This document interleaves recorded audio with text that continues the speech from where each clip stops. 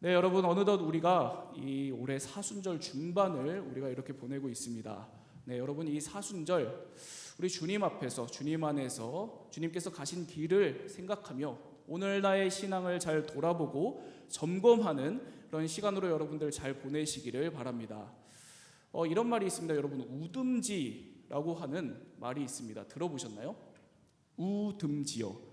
우듬지. 네, 우듬지는 이 나무에 있는 가지를 특별한 가지를 지칭하는 말이에요. 나무에 여러 가지들이 있는데 이 나무에 달려 있는 여러 가지 중에 특별하게 한 가운데에서 가장 높이 자라고 있는 그 가지, 바로 그 가지를 우듬지라고 한답니다. 우듬지라는 용어를 써서 그 나무를 표현한다는 거예요.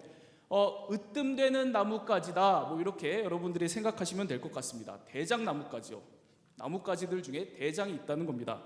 그런데 한 나무 안에 있는 이 으뜸되는 나뭇가지인 이 우듬지가 그 나무에서 하는 중요한 역할이 있답니다. 무슨 역할이 있냐면 이 우듬지는 한가운데 맨 꼭대기에서 자라면서 한 나무 안에 붙어있는 다른 나뭇가지들의 이 구심점 역할을 한대요. 구심점 역할이요. 다른 가지들이 제멋대로 자라지 않도록 그 중심을 잡아준답니다. 신기하죠? 그것뿐만이 아니에요. 이 우듬지가 위로 자신이 자라면서 다른 가지들도 자신을 뒤따라서 잘 자랄 수 있도록 끌어올리는 바로 이런 성장의 역할을 이 우듬지가 한다고 합니다. 이렇게 한 나무가 성장하는 데 있어서 가장 중요한 역할을 하는 것이 바로 이 우듬지라고 하는 가지예요. 그래서 여러분 우리가 그 길을 보면 이 메타세콰이어 같은 이 큰 나무들 있잖아요. 이 큰 나무들이 길고 곧게 높게 자랄 수 있는 것이 바로 이 우듬지의 역할 때문이라고 합니다. 이 우듬지의 역할이요. 우듬지가 강한 힘을 가지고 이 다른 가지들을 잘 통솔하면서 나무가 위로 잘 자랄 수 있도록 컨트롤을 한다는 거예요. 컨트롤.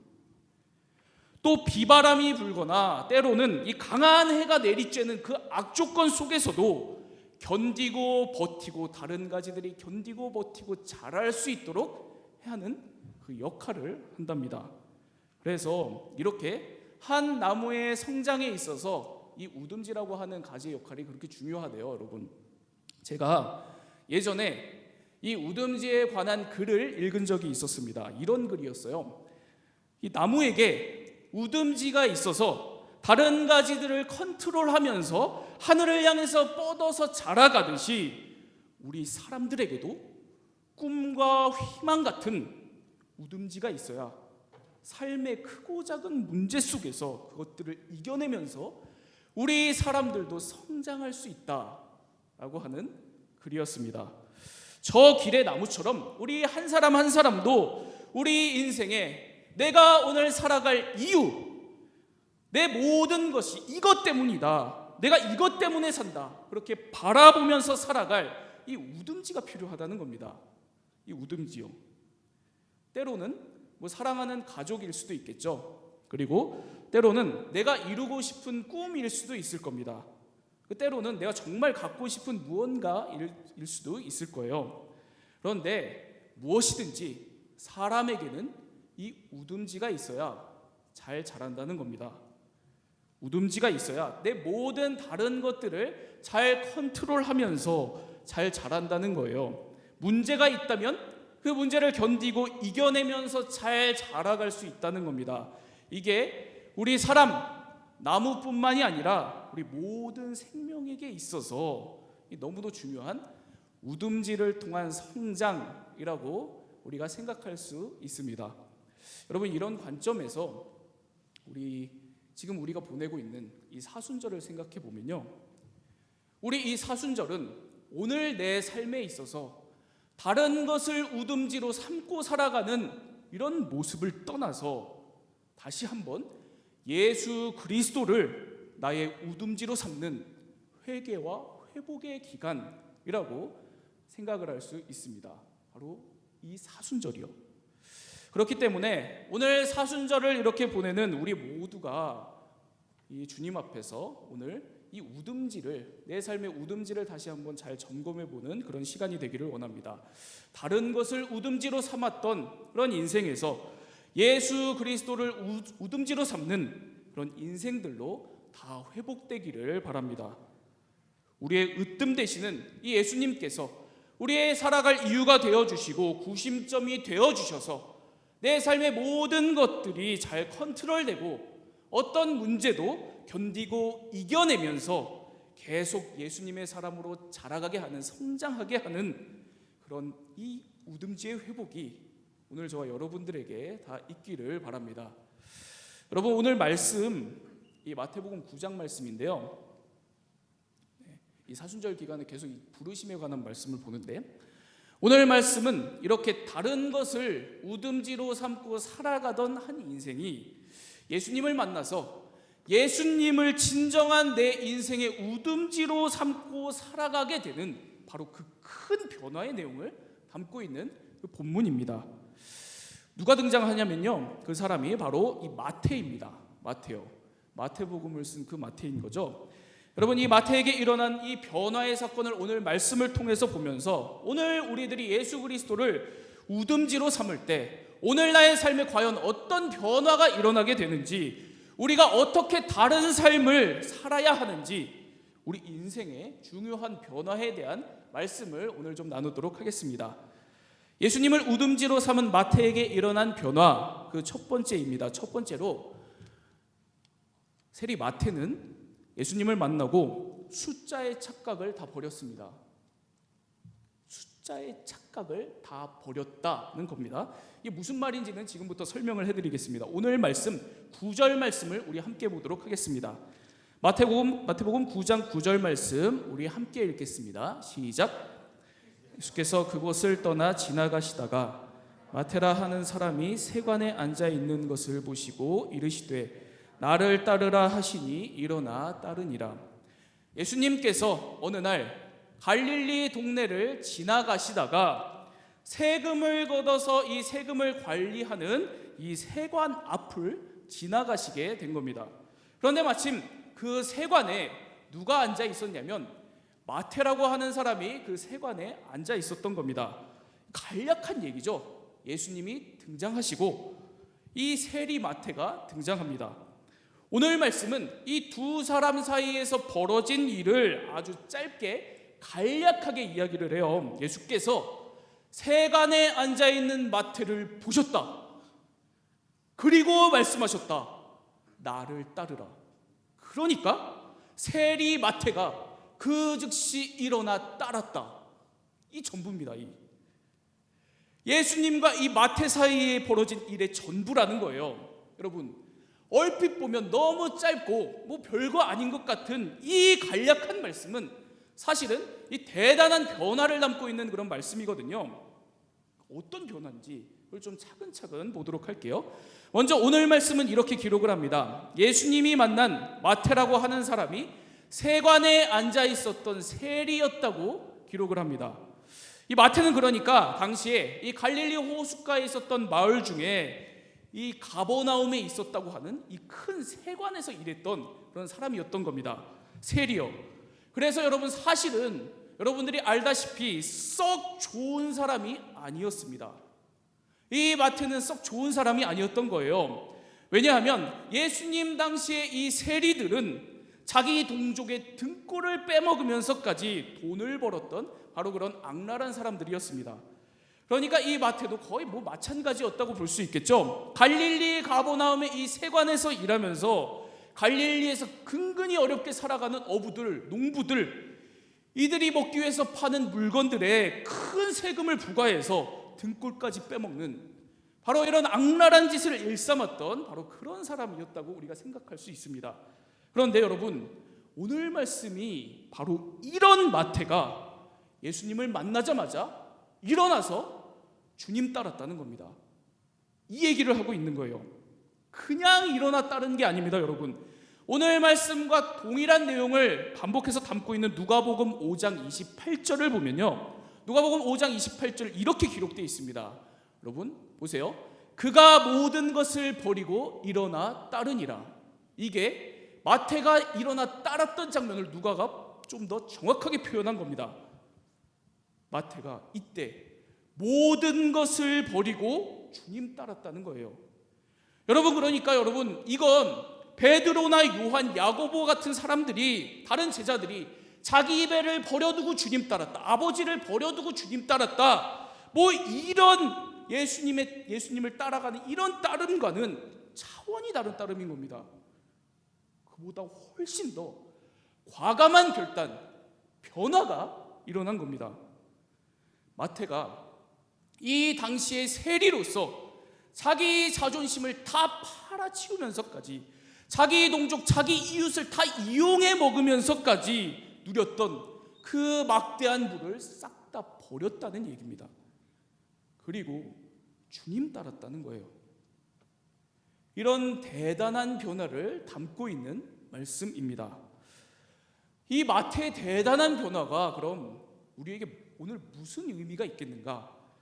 제가 설교를 준비하면서 이걸 계속 묵상을 하다가 이 불쑥 생각난 책이 바로 이런 책입니다. 데이비드 브룩스라고 하는 사람이 쓴 두 번째 산이라고 하는 책이 생각났어요.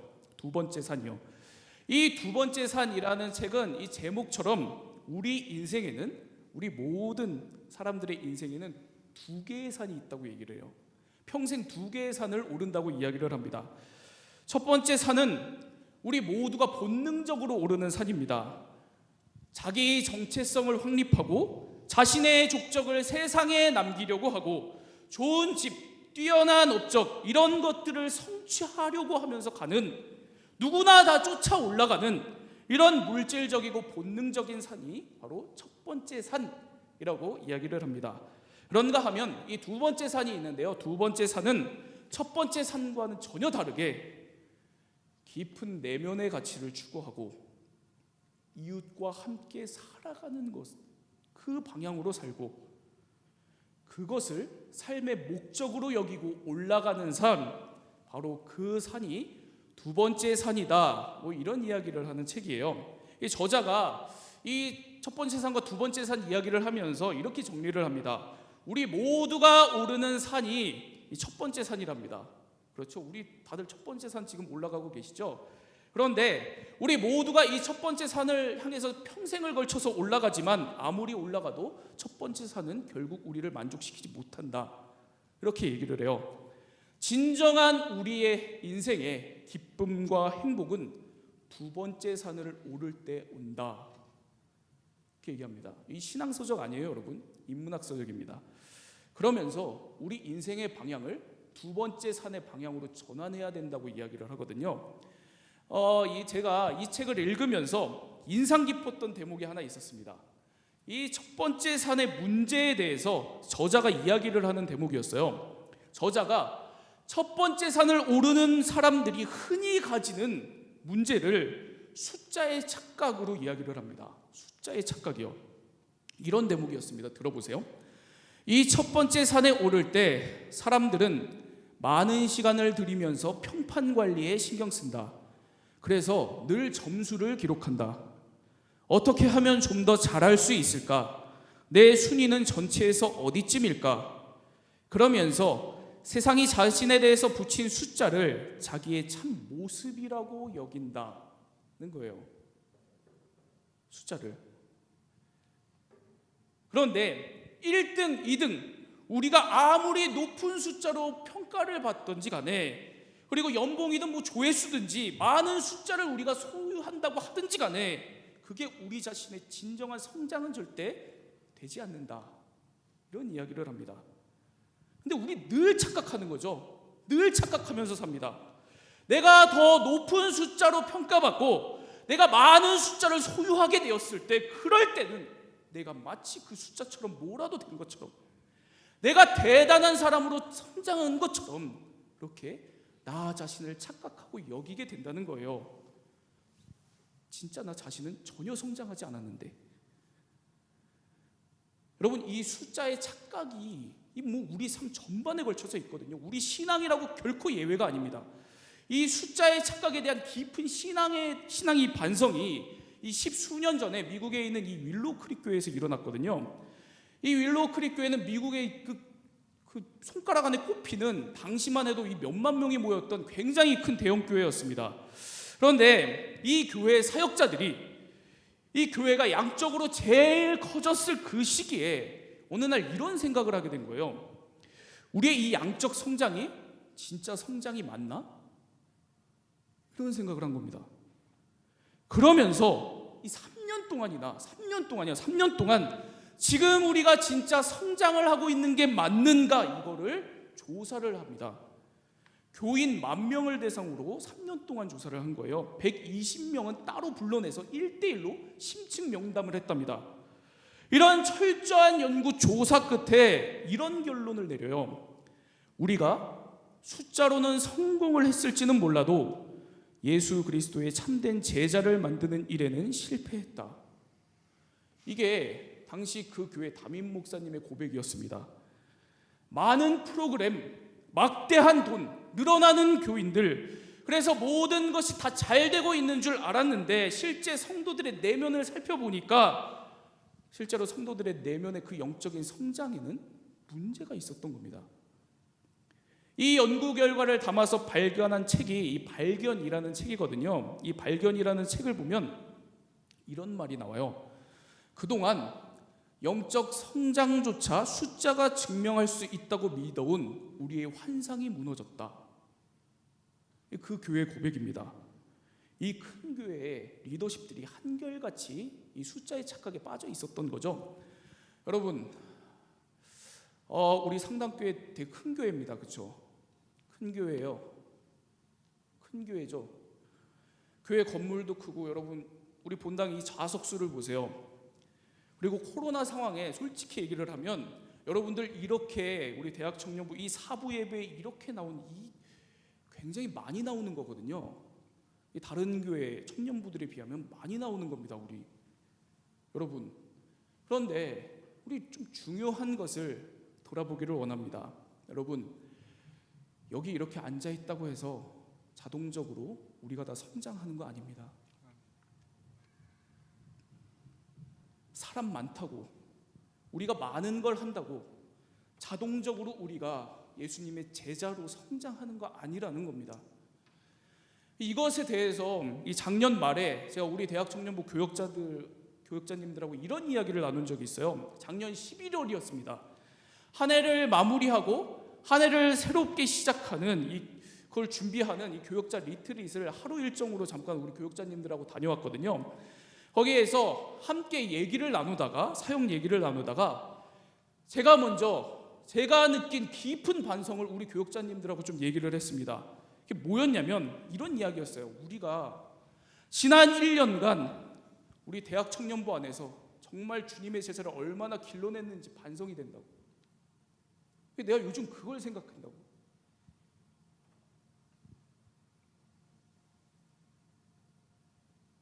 우리가 이렇게 가도 되는 게 맞는지 그게 너무 고민이 된다고 제가 그 얘기를 했습니다.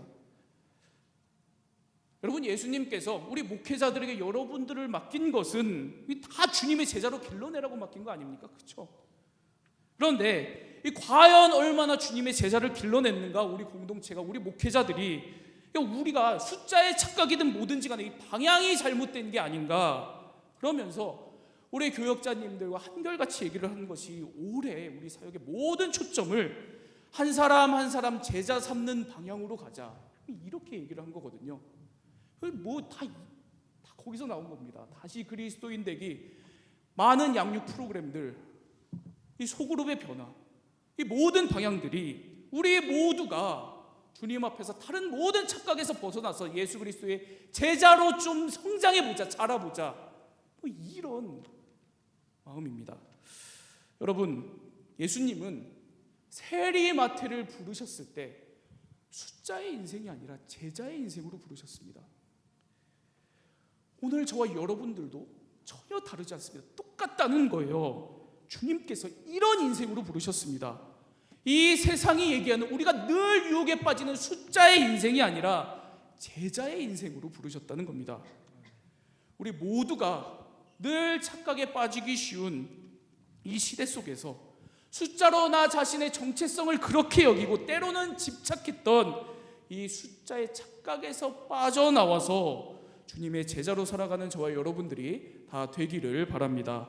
숫자의 착각을 버리고 주님 따르는 우리 모두가 다 되기를 원합니다. 여러분, 예수님께서 바로 이렇게 이 세리마태를 부르셨습니다. 그러니까 이 세리마태는 숫자가 자신의 정체성을 규정한다고 생각하고 그렇게 평생에 걸쳐서 집착하면서 살았었던 그 삶을 싹 다 버리고 주님을 따르기 시작했습니다. 그런 마태에게 또 어떤 변화가 바로 일어나는지를 오늘 말씀을 통해서 보겠습니다. 우리 10절 말씀을 함께 볼게요. 오늘 말씀 10절 말씀 함께 읽겠습니다. 시작. 마태의 집에서 앉아 음식을 잡수실 때 많은 세리와 죄인들이 와서 예수와 그의 제자들과 함께 앉았더니, 여러분, 이 말씀에 주님을 우듬지로 삼은 이 마태의 변화, 두 번째 변화가 등장을 합니다.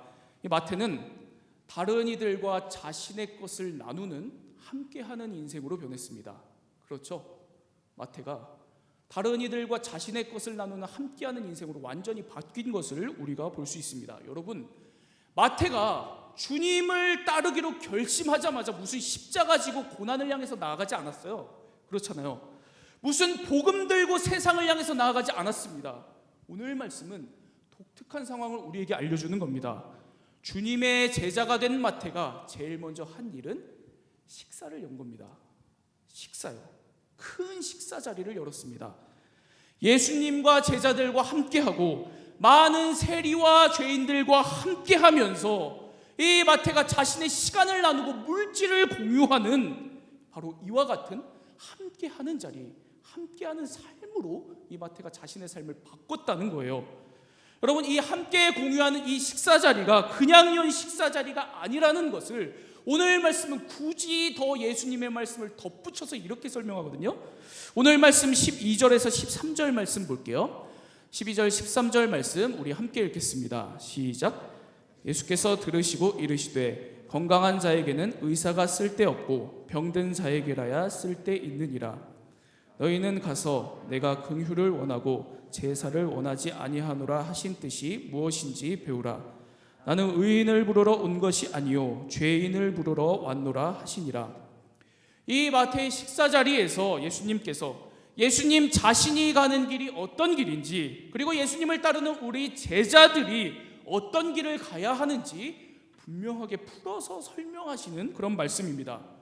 예수님은 건강한 자, 의인을 불러서 제자 삼고 함께 하려고 오신 것이 아니라 우리 같은 병든 자, 우리 같은 죄인들을 불러서 우리 같은 병든 자, 죄인들이 예수님과 함께하는 이 제자 공동체를 이뤄서 함께 주님의 제자들로 성장해가는 바로 그런 길이 우리 제자의 길이라고 분명하게 말씀해 주시는 겁니다.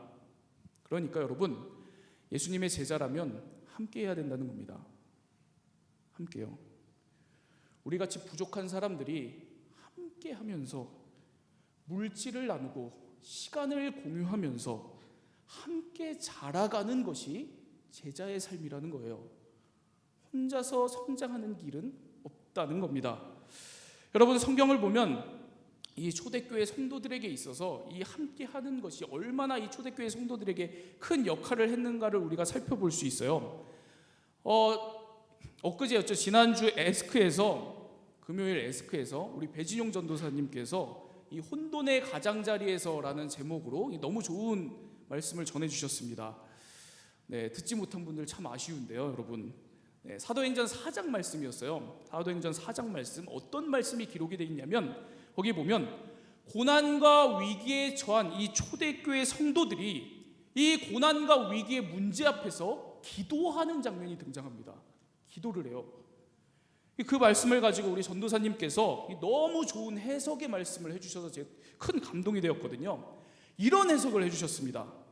이 말씀을 보면 놀랍게도 고난과 위기 상황 앞에서 초대교회 성도들이 전혀 그 상황을 바꿔달라는 기도를 하고 있지 않은 겁니다. 전혀요. 우리 같으면 여러분, 고난 닥쳐오고 위기가 오면 하나님 왜 지금 내 상황이 이러냐, 힘들다, 바꿔달라, 안절부절하면서 간구할 텐데 정작 사도행전 4장에 나오는 초대교회 성도들은 그런 기도를 안 했다는 거예요. 오히려 초대교회 성도들은 그 고난과 위기 앞에서 그 현실을 인정하고 그 답답하고 막막한 상황에서 그 상황을 바꾸는 기도가 아니라 주님, 우리의 내면을 지금 강하게 해주옵소서, 이 기도를 했다는 거예요.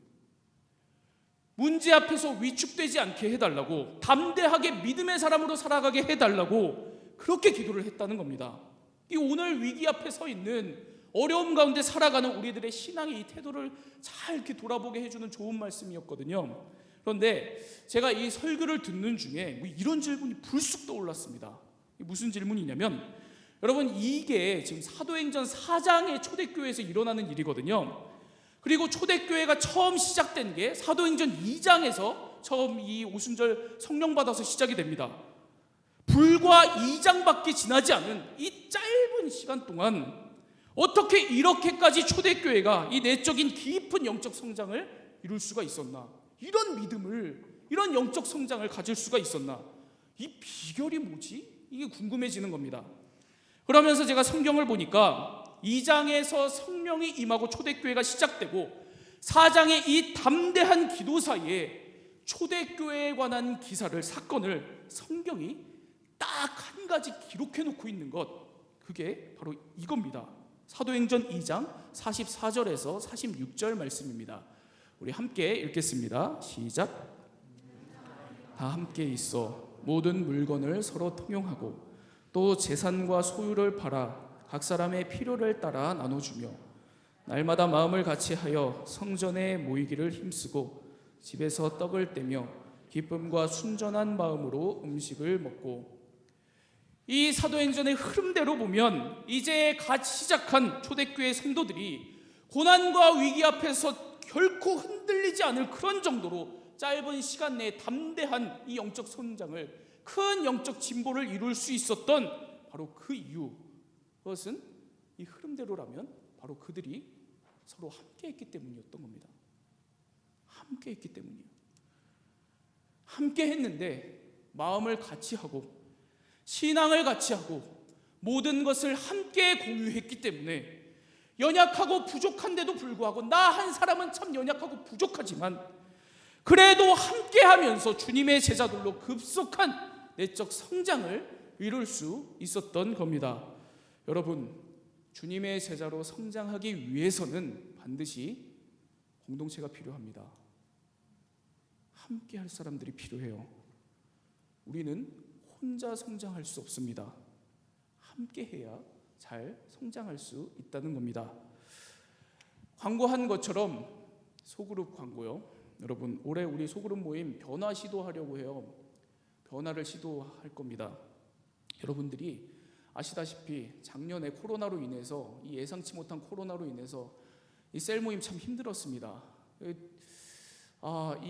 이렇게 중요한 이 함께하는 이 신앙의 이 훈련, 성장, 이 제자의 길, 이걸 우리가 하지 못한 거죠. 그리고 올해도 이 계속된 이 코로나로의 상황으로 인해서 아직 셀 모임을 시작하지 못했습니다. 그만큼, 그 시간만큼 이 고민을 참 많이 했습니다. 제가 이 소그룹 모임 운영을 놓고 기도하다가 이 올해부터 변화할 우리 상당대학 청년부 소그룹 운영 계획의 타이틀을 이렇게 정했습니다. 오늘 설교 제목인데요, 원쉐어입니다. 원쉐어요. 제가 많은 고민 끝에 다른 것보다 그냥 우리 소그룹 주님 말씀대로 그냥 운영해보자, 이런 결론 내렸거든요. 그냥 작정했습니다. 그냥 지금 나눈 이 사도행전 2장 44절에서 46절 말씀이요, 이 말씀에서 제가 하나님께서 초대교회에 심어놓으신 이 두 가지 소그룹 운영 원리를 발견했습니다. 그게 뭐냐면 들어보세요. 첫 번째는 공유입니다. 공유요. 초대교회 성도들이 모든 것을 공유했다는 거죠. 초대교회 성도들을 모든 것을 공유했습니다. 그 말은 여러분, 오늘 말씀 보시면 알겠지만 이 사도행전 2장 44절에서 46절을 보면 초대교회 성도들은 신앙만 공유하지 않았습니다. 그렇죠? 실제로 모든 물건을, 이 영어 성경으로 보면 모든 것을 통용하고 서로 나누고 먹고 마시고 같이 했다고 기록이 되어 있어요. 그래서 올해 말씀드린 것처럼 모든 셀 모임의 주제와 활동의 범위를 성경 공부에 국한시키지 않고 다 열도록 하려고 합니다. 누구든지 3인 이상이 모여서 원하는 주제나 활동을 자율적으로 선정해서 진행하도록 하겠습니다. 취미, 나눔, 운동, 공부 다 됩니다. 그 중에서 한 가지 셀 모임에서 함께 할 것을 정하는 거죠. 그리고 특별히 아까 말씀드린 것처럼 신앙 나눔 자체도 우리가 일원화해서 늘 한 가지로 했습니다. 설교든 어떤 교재를 정해서 하든 그것도 더 넓히려고 합니다. 우리 교역자들이 여러 주제들을 선정을 해서 이 주제별로 이 주차를 만들어서 2달 정도씩의 이 주차들을 만들어서 이 나눔 영상을 주제별로 여러 개를 만들어서 선택해서 여러분들이 이 셀 모임을 하도록 그렇게 할 예정입니다. 올 상반기에 8개 그리고 하반기에 8개 이렇게 해서 계속 늘려갈 거예요. 그래서 여러분 뭘 하려고 하냐면 공유요. 제자로 우리가 함께 자라가도록 우리가 삶의 모든 것들을 함께 공유하며 주님 안에서 믿음의 삶을 살아가는 그러한 믿음의 제자 공동체가 되려고 합니다. 여러분들이 이런 방향 안에서 이렇게 새롭게 시작하는 이 셀 모임에 다 참여하시면 좋겠습니다. 여러분 그리고 두 번째는 바로 주체성입니다. 초대교회 성도들은 누가 시키지 않았습니다. 규칙이 있었던 것도 아니에요. 그런데 다 함께 지내면서 자기 것을 나누고 같이 함께 했습니다. 자율적으로 주체적으로 한 거죠. 그렇기 때문에 올해 소그룹 셀 모임의 가장 중요한 방향이 바로 여러분들이 스스로 만들어 나가는 자율주도형 셀 모임으로 진행하려고 하는 겁니다. 여러분들이 스스로 공유하고 싶은 것들을 정하고 관심 있는 사람들끼리 모여서 자율적으로 주체적으로 셀을 진행해 나가는 바로 그런 그림인 겁니다. 여러분 이거 소그룹만이 아닙니다. 제가 언젠가 설교 때 이런 이야기 한 적이 있어요. 제가 청년사역 지금까지 10년 넘게 하면서 청년사역 중에 가장 중요한 것을 꼽으라고 한다면 난 이걸 꼽겠다라고 얘기를 한 적이 있습니다. 그게 뭔지 기억나세요? 여러분들의 주체성입니다. 주체성 없이 어떤 청년부도 활발하게 하나님의 제자들로서 주님의 제자들로서 잘 자라가는 모습을 제가 본 적이 없기 때문에 그렇습니다. 가장 중요한 그것은 여러분들이 여러분들의 신앙과 삶을 스스로 선택해서 결정해서 그걸 끌고 나가는 주체성이라는 겁니다. 여러분 그래야 성장을 하지 않겠습니까? 성장이요. 교회 마찬가지입니다. 우리 대학 청년부 이 공동체 여러분 코로나든 뭐든 다 상관없습니다. 우리가 주님 안에서 성장하려면 다른 것보다 여러분의 주체성부터 회복돼야 된다고 생각합니다. 그렇기 때문에 이제 소그룹에서부터 시작해서 앞으로 계속 우리 청년부 이곳저곳에서 시도할 거예요. 제가 뭘 시도할까요? 여러분들의 주체성이 회복되도록 시도할 겁니다. 그런 청년부가 되기를 바랍니다. 주님 안에서 여러분들이 서로 함께 삶을 공유하며 만들어 나가는 그런 신앙 공동체, 그런 믿음의 공동체, 제자 공동체가 우리 이 상당대학 청년부 공동체에 되기를 바랍니다.